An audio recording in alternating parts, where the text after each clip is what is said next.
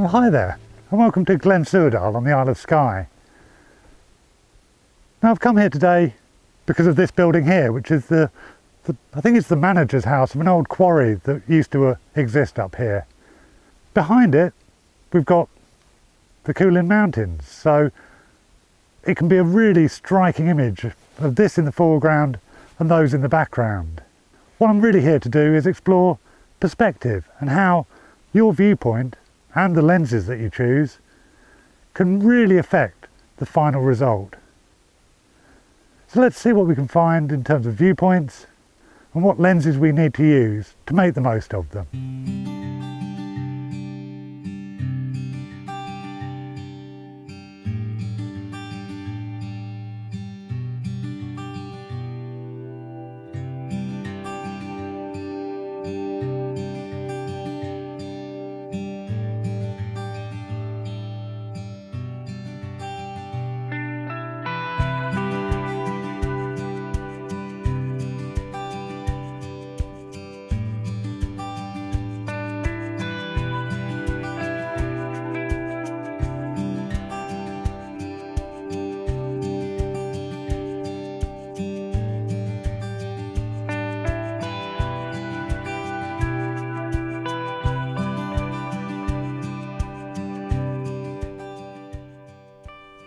So I've started pretty close to the building. Now from this position, the peak of the building goes right into the sky and obliterates most of the mountains. So if I go with a wider lens, but keep in the same position, it won't change that perspective. All it will allow me to do is include more of the scene. So let's swap the lenses over and see how that affects it.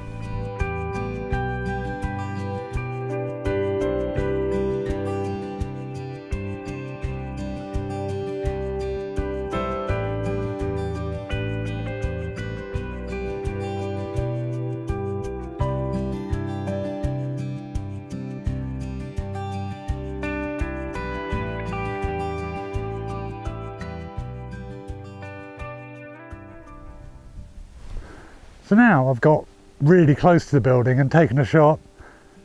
Because I've got within sort of 10-15 feet of it, the building completely dominates the image. There's barely any background at all.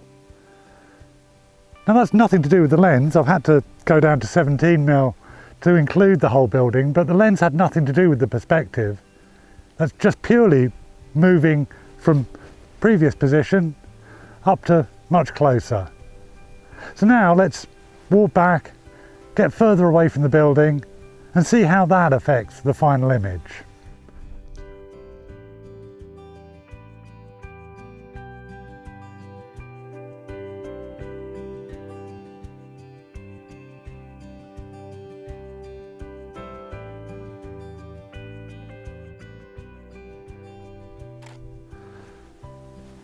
So I've only moved about 50-60 feet away, so about 20 meters, but the perspective is completely different. Now the house stands in the landscape and it's much more a part of the landscape. Now what I'm going to do is probably use some of these rock formations. Now they're limestone, they've been weathered into amazing shapes, and use those as a foreground. But first I'm going to shoot this using a couple of different focal lengths, the 28 that I originally used, and then a longer focal length lens to show you that the perspective between the building and the background doesn't change with the lenses I use. It's just the amount of the scene that I can include in the shot.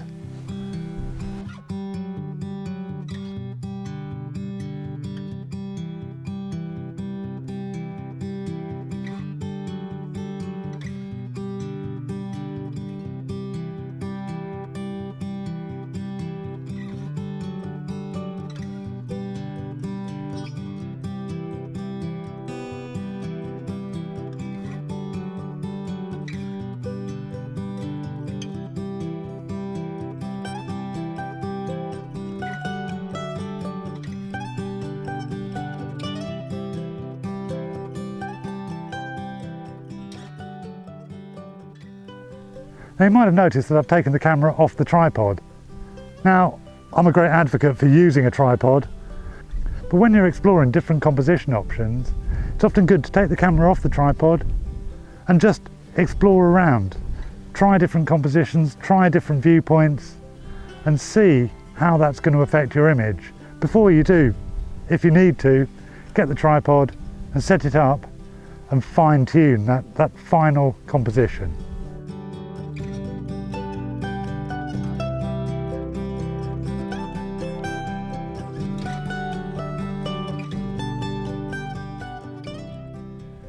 Now I really like this shot here with these rocks in the foreground, quite low down, and the building in the background.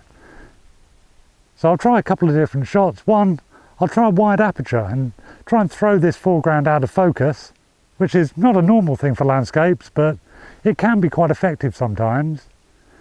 And then I'll grab the tripod, use a small aperture, and try and keep everything in focus.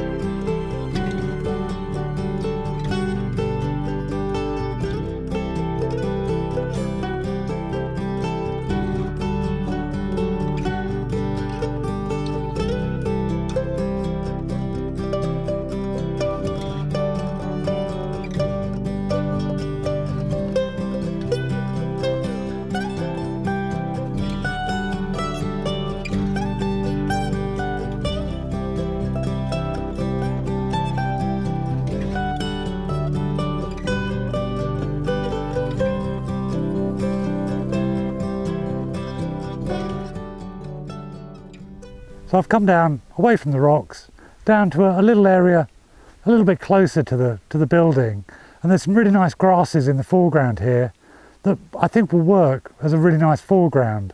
Now they are moving in the wind, so I might try it with and without the 6-stop ND filter to see which works best. I don't know yet. If I can capture some of the movement, that might be quite nice. It's worth always trying with and without, because you can never be 100% sure how things that are moving in the wind, how they will look in the final image.